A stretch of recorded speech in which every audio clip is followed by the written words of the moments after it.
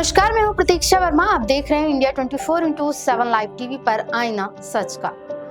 आज हम बात करने वाले हैं एक ऐसी घटना की जिसने दिल्ली से पटना आ रहे 173 यात्रियों की सांसें कुछ देर के लिए अटका दी। एक विमान पटना एयरपोर्ट पर लैंड करने वाला था, लेकिन फिर अचानक हवा में ऊपर उठ गया। क्या हुआ था, क्यों हुआ था और क्या यह सचमुच एक खतरनाक स्थिति थी, विस्तार से बताएंगे आपको हम आगे अपने इसी शो में। फिर हम आपको एक ऐसी कहानी सुनाएंगे जो गम और खुशी के अप्रत्याशित संगम को दर्शाती है। एक ऐसी कहानी जहां एक ही पल में एक परिवार ने अपने बेटे को खोया और ठीक उसी पल एक नई जिंदगी का स्वागत भी किया। आसमान में उड़ने का सपना कौन नहीं देखता। पैराग्लाइडिंग जैसी गतिविधियां हमें अब इस सपने को पूरा करने का मौका देती हैं, लेकिन अगर यही सपने किसी की जान ले लें तो शायद हमें रुककर सोचने की जरूरत है। आज हम बात करेंगे धर्मशाला में हुए एक दुखद पैराग्लाइडिंग हादसे की, जिसने एक युवक की जान ले ली और एडवेंचर टूरिज्म में सुरक्षा के बड़े सवाल खड़े कर दिए हैं। अब आप अपनी गाड़ी में पेट्रोल भरवाने जाते हैं, यह सोचकर कि आपकी यात्रा सुगम होगी, लेकिन अगर आपको पेट्रोल की जगह पानी मिल जाए तो।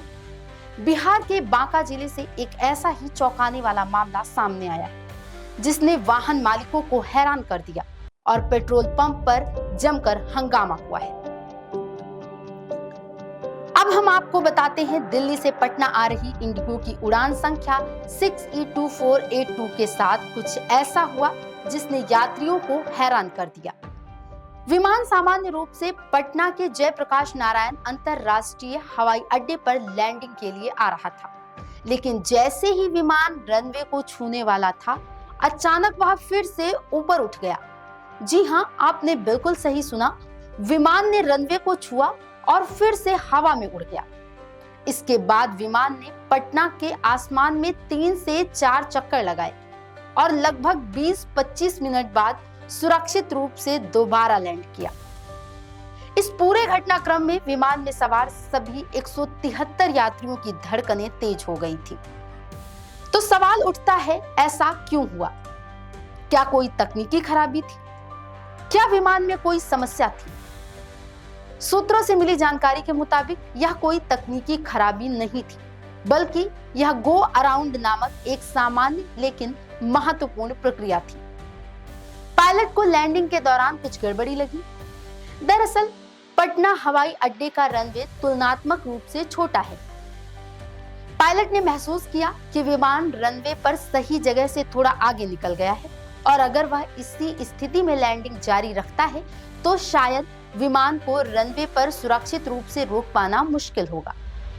पायलट ने तुरंत स्थिति को भांपा और सुरक्षित लैंडिंग सुनिश्चित करने के लिए गो अराउंड का विकल्प चुना। दरअसल गो अराउंड तब होता है जब पायलट को लगता है कि मौसम की स्थिति, रनवे की स्थिति या फिर विमान की अपनी स्थिति के कारण वर्तमान लैंडिंग सुरक्षित नहीं है। ऐसे में सुरक्षा को सर्वोपरि रखते हुए पायलट विमान को फिर से ऊपर उठा लेता है, आसमान में चक्कर लगाता है और फिर लैंडिंग के लिए एक नया और स्थिर अप्रोच करता है। यह यात्रियों के लिए भले ही डरावना अनुभव हो सकता है, लेकिन यह दर्शाता है कि पायलट पूरी तरह से प्रशिक्षित होते हैं और किसी भी जोखिम की स्थिति में यात्रियों की सुरक्षा सुनिश्चित करने के लिए हर संभव कदम उठाते हैं। इस मामले में भी पायलट ने अपनी सूझबूझ और प्रशिक्षण का परिचय देते हुए एक बड़ी दुर्घटना को टाला। विमान ने दूसरी बार में पूरी तरह से सुरक्षित लैंडिंग की और सभी यात्री सकुशल थे। हालांकि यह अकेली ऐसी घटना नहीं है जिसने हाल के दिनों में पटना एयरपोर्ट का ध्यान खींचा हो। दिलचस्प बात यह है कि एक ही सप्ताह के भीतर पटना हवाई अड्डे पर यह दूसरी विमानन से जुड़ी घटना थी। इससे पहले इंडिगो की ही एक अन्य फ्लाइट 6E5009 जो पटना से दिल्ली जा रही थी, उड़ान के दौरान एक पक्षी से टकरा गई थी। इस घटना के बाद विमान को वापस पटना लौटना पड़ा था। विमान की गहन जांच की गई और उड़ान रद्द कर दी गई। इंडिगो ने प्रभावित यात्रियों को पूरा रिफंड दिया या उनके लिए वैकल्पिक व्यवस्था की। इंडिगो ने इन घटनाओं पर एक बयान जारी करते हुए कहा है कि हमारे ग्राहकों और चालक दल की सुरक्षा हमारी पहली प्राथमिकता है। ये घटनाएं हमें याद दिलाती हैं कि विमानन सुरक्षा कितनी महत्वपूर्ण है और क्यों हवाई अड्डों और एयरलाइंस को लगातार सतर्क रहने की आवश्यकता है। जहां एक और गो अराउंड की घटना पायलट की एक सुरक्षित प्रक्रिया का हिस्सा थी, वहीं दूसरी ओर पक्षी से टकराने की घटना एक बाहरी और अप्रत्याशित कारक थी। दोनों ही मामलों में विमानन कर्मचारियों ने यात्रियों की सुरक्षा सुनिश्चित करने के लिए त्वरित और प्रभावी कदम उठाए। पटना जैसे छोटे रनवे वाले हवाई अड्डों पर पायलटों को लैंडिंग और टेक ऑफ के दौरान अतिरिक्त सावधानी बरतनी होती है। रनवे की लंबाई, आसपास का वातावरण और मौसम की स्थिति, ये सभी कारक हैं जो पायलट के निर्णयों को प्रभावित करते हैं। और अंत में यह समझना बेहद महत्वपूर्ण है कि विमानन यात्रा सबसे सुरक्षित यात्रा माध्यमों में से एक है। ऐसी घटनाएं अक्सर सुरक्षा प्रक्रियाओं का हिस्सा होती हैं, ना कि खतरे का संकेत। ये हमें विश्वास दिलाती हैं कि हमारे पायलट और एयरलाइनें हर स्थिति में हमारी सुरक्षा सुनिश्चित करने के लिए प्रतिबद्ध हैं। तो अगली बार जब आप आसमान में हो और ऐसी कोई अप्रत्याशित स्थिति देखें तो याद रखें, सुरक्षा पहले आती है। पायलटों और एयरलाइंस का एकमात्र उद्देश्य आपको सुरक्षित रूप से आपके गंतव्य तक पहुंचाना है। अब बात हो रही है गोरखपुर के बीआरडी मेडिकल कॉलेज से जुड़े जूनियर डॉक्टर अभिषो डेविड की। अभिषो डेविड अपने हॉस्टल के कमरे में मृत पाए गए। उनकी मौत संदिग्ध परिस्थितियों में हुई थी और कमरे से कोई सुसाइड नोट भी नहीं मिला। यह खबर उनके परिवार के लिए किसी वज्रपात से कम नहीं थी, लेकिन नियति ने इस दुखद घड़ी में एक और असाधारण मोड़ ले लिया। डॉक्टर अभिषो डेविड की पत्नी डॉक्टर निमिषा, जो 9 महीने की गर्भवती थी, उन्होंने ठीक उसी समय एक बेटी को जन्म दिया जब उनके पति का अंतिम संस्कार चल रहा था। एक ही क्षण में जीवन का अंत और जीवन का आरंभ। यह घटनाक्रम पूरे परिवार के लिए और सुनने वालों के लिए, हर व्यक्ति के लिए आंसुओं और भावनाओं का सैलाब बन गया। इस पूरे घटनाक्रम को विस्तार से समझते हैं और जानने की कोशिश करते हैं कि कैसे एक परिवार इस अकल्पनीय दुखद और खुशी के द्वंद्व से गुजर रहा है। डॉक्टर अभिषो डेविड केरल के तिरुवनंतपुरम के रहने वाले थे। वे बीआरडी मेडिकल कॉलेज में एनेस्थीसिया में पोस्ट ग्रेजुएशन की पढ़ाई कर रहे थे। 11 जुलाई को उनकी लाश मेडिकल कॉलेज के कमरा नंबर 25G में मिली थी। हॉस्टल में कमरे में उनके शव के पास एक इंजेक्शन भी मिला था, जिसने उनकी मौत को और भी रहस्यमयी बना दिया। मामले की गंभीरता को देखते हुए कॉलेज प्रशासन ने तत्काल 3 सदस्यीय टीम गठित कर दी, जो डॉक्टर डेविड की मौत के कारणों की गहन जांच कर रही है। सुसाइड नोट का न मिलना और इंजेक्शन की उपस्थिति कई सवालों को जन्म देती है। क्या यह आत्महत्या थी या कुछ और? पुलिस और कॉलेज की टीम मिलकर इस अनसुलझी पहेली को सुलझाने की कोशिश कर रही है। 12 जुलाई को डॉक्टर डेविड के ससुर शाल्वे राज और भाई अभिनव गोरखपुर पहुंचे। भारी मन से उन्होंने डॉक्टर अभिषो का शव केरल ले जाने की तैयारी की। 13 जुलाई को वे पार्थिव शरीर के साथ केरल के लिए रवाना हुए, जहां ईसाई रीति रिवाज से उनका अंतिम संस्कार होना था। 14 जुलाई की सुबह केरल में डॉक्टर अभिषो डेविड के अंतिम संस्कार की तैयारियां चल रही थी। परिवार इस असहनीय दुख से गुजर रहा था, लेकिन तभी नियति ने एक ऐसा मोड़ लिया जिसकी किसी ने कल्पना नहीं की थी। डॉक्टर अभिषो की पत्नी डॉक्टर निमिषा को ठीक उसी समय प्रसव पीड़ा शुरू हो गई। परिवारजन तुरंत उन्हें तिरुवनंतपुरम स्थित श्री एविट्रोम थिरुनल मेडिकल कॉलेज ले गए और वहां जब डॉक्टर अभिषो का अंतिम संस्कार किया जा रहा था, डॉक्टर निमिषा ने एक प्यारी सी बेटी को जन्म दिया। एक तरफ अपने बेटे को आखिरी विदाई देने की रस्म चल रही थी और दूसरी तरफ एक नन्ही सी परी ने इस दुनिया में पहला कदम रखा। परिजनों ने बताया डॉक्टर अभिषो अपनी पत्नी की डिलीवरी को लेकर बेहद उत्साहित थे। उन्होंने वादा किया था कि वे इस महत्वपूर्ण समय में निमिषा के साथ रहेंगे। डिलीवरी की नियत तारीख 19 जुलाई थी, जिसके लिए डॉक्टर अभिषो ने पहले से ही कॉलेज से छुट्टी ले रखी थी और फ्लाइट टिकट भी बुक करा ली थी। लेकिन अफसोस, नियति ने कुछ और ही तय कर रखा था। नवजात बेटी के जन्म के बाद जब डॉक्टर निमिषा को होश आया तो उन्होंने सबसे पहले अपने पति को याद किया। अस्पताल में मौजूद परिजनों और रिश्तेदारों की आंखें नम थीं जब निमिषा यह कहते हुए रोने लगी कि अगर इसके पापा होते तो सबसे ज्यादा खुश वही होते। नवजात बच्ची और उसकी मां दोनों स्वस्थ हैं।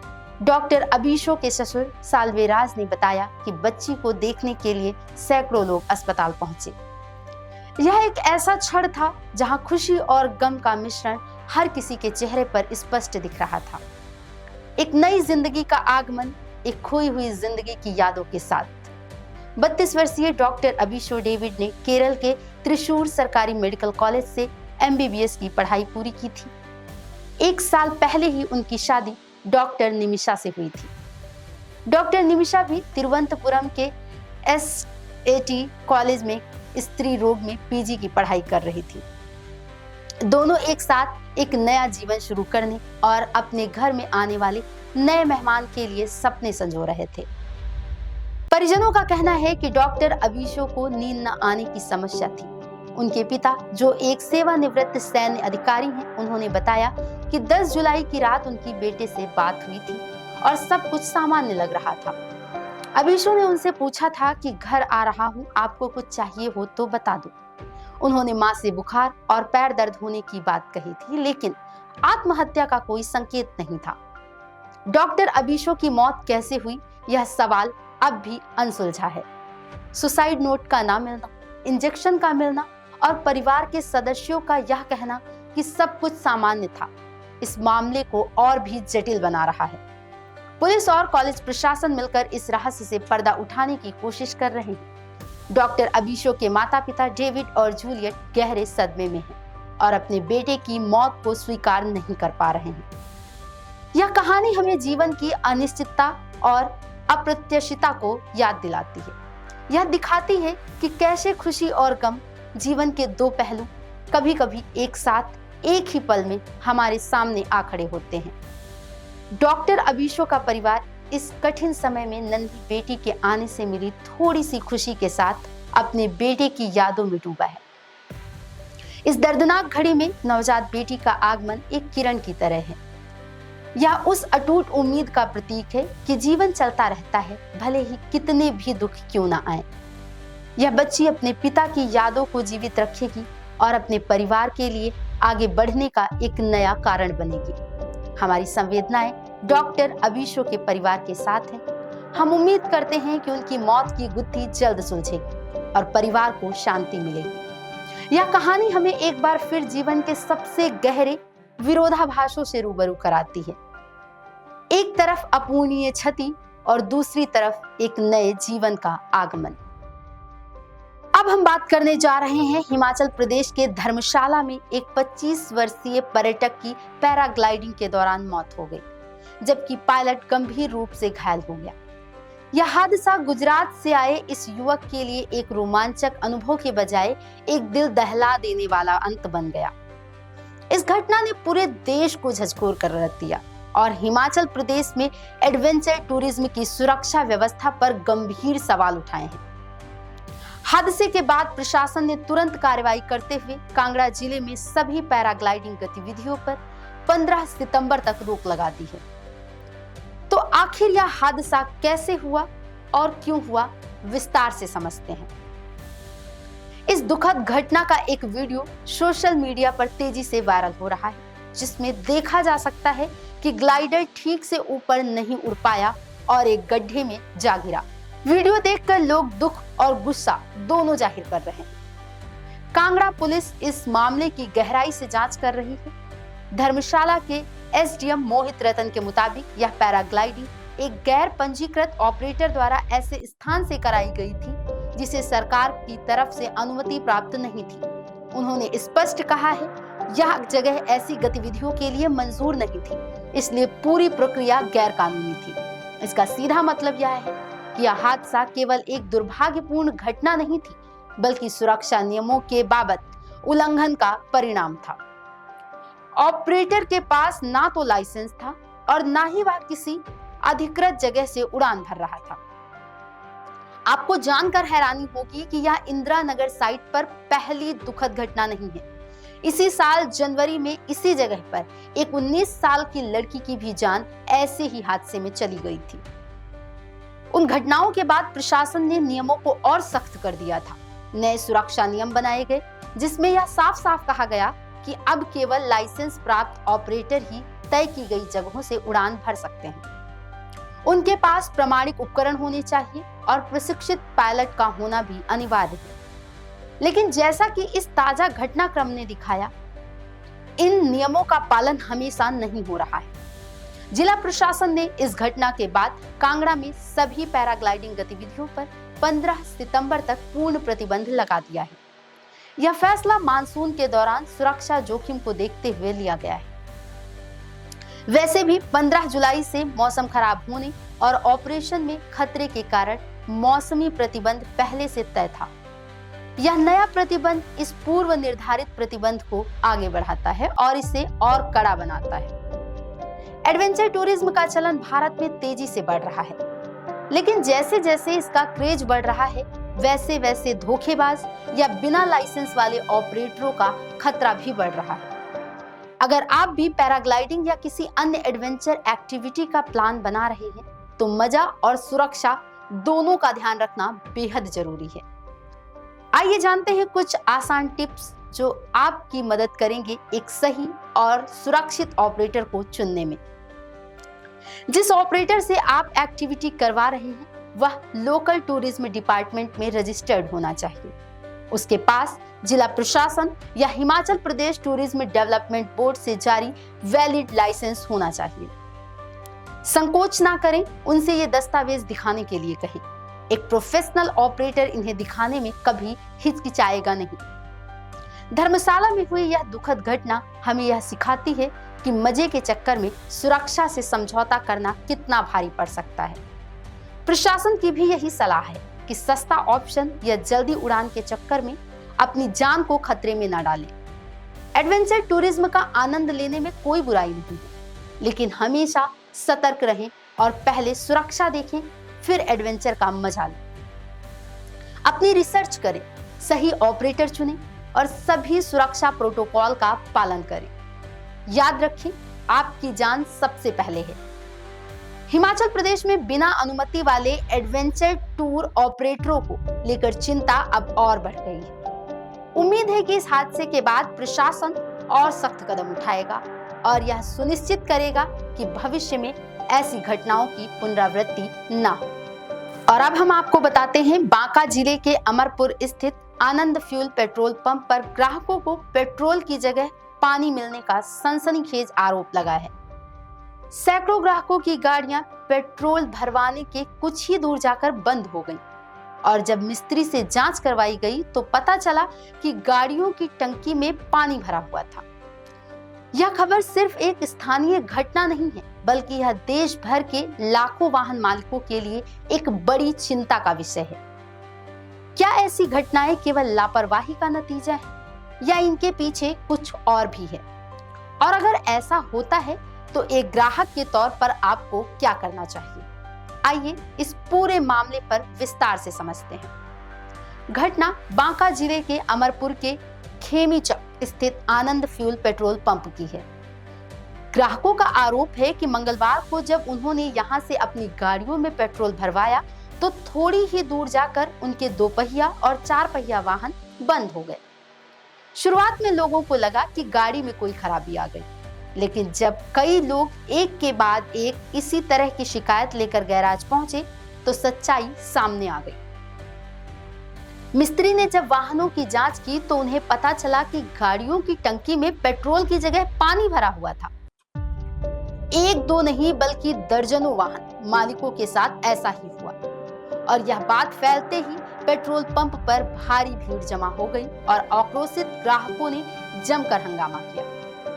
ग्राहकों में से एक आशुतोष कुमार ने बताया कि इस पेट्रोल पंप पर पेट्रोल में पानी मिलने की शिकायतें पहले भी सामने आ चुकी हैं।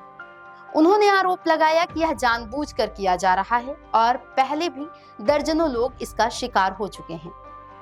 यह बात तब और गंभीर हो जाती है जब यह पता चलता है कि यह पहली घटना नहीं है। इस पूरे मामले पर आनंद फ्यूल पेट्रोल पंप के मालिक अभय कुमार तिवारी ने अपनी सफाई दी है।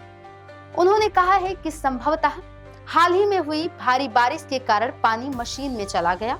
उनका दावा है कि मशीन में पानी का पता लगाने वाली डिटेक्शन प्रणाली इस पानी को पकड़ नहीं पाई। उन्होंने यह भी बताया कि जैसे ही उन्हें ग्राहकों से शिकायतें मिली, उन्होंने तुरंत मिस्त्री बुलाकर सभी खराब हुई गाड़ियों की मरम्मत करवाई। साथ ही आगे ऐसी घटना दोबारा ना हो, इसके लिए कंपनी को भी शिकायत भेज दी गई है। मालिक की सफाई अपनी जगह है, लेकिन सवाल यह उठता है कि क्या पेट्रोल पंपों पर पानी के प्रवेश को रोकने के लिए पर्याप्त सुरक्षा उपाय नहीं है? और अगर ऐसा बार बार हो रहा है तो क्या यह केवल संयोग है या लापरवाही की पराकाष्ठा? बार बार ऐसी घटनाएं सामने आने से ग्राहकों का भरोसा डगमगा रहा है और वे प्रशासन से इस मामले की जांच और सख्त कार्रवाई करने की मांग कर रहे हैं ताकि भविष्य में ऐसी लापरवाही ना हो। अब सबसे बड़ा सवाल, अगर आपके वाहन में पेट्रोल की जगह पानी चला जाए तो क्या होगा?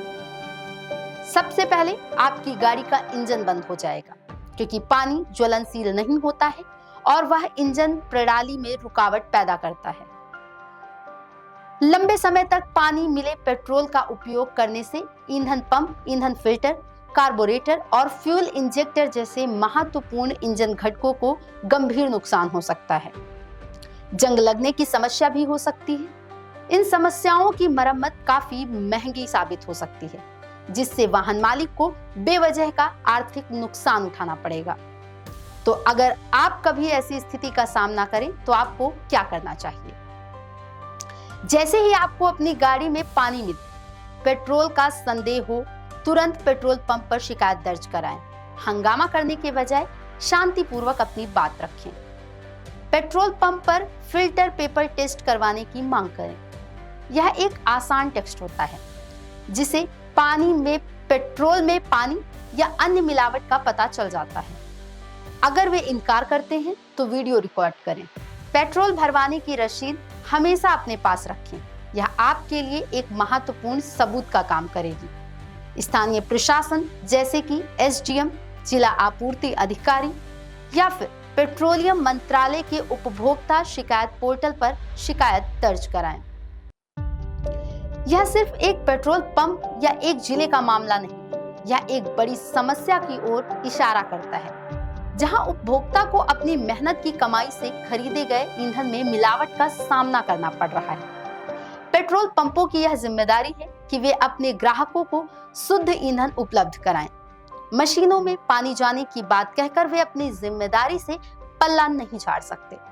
प्रशासन की भूमिका यहाँ महत्वपूर्ण हो जाती है।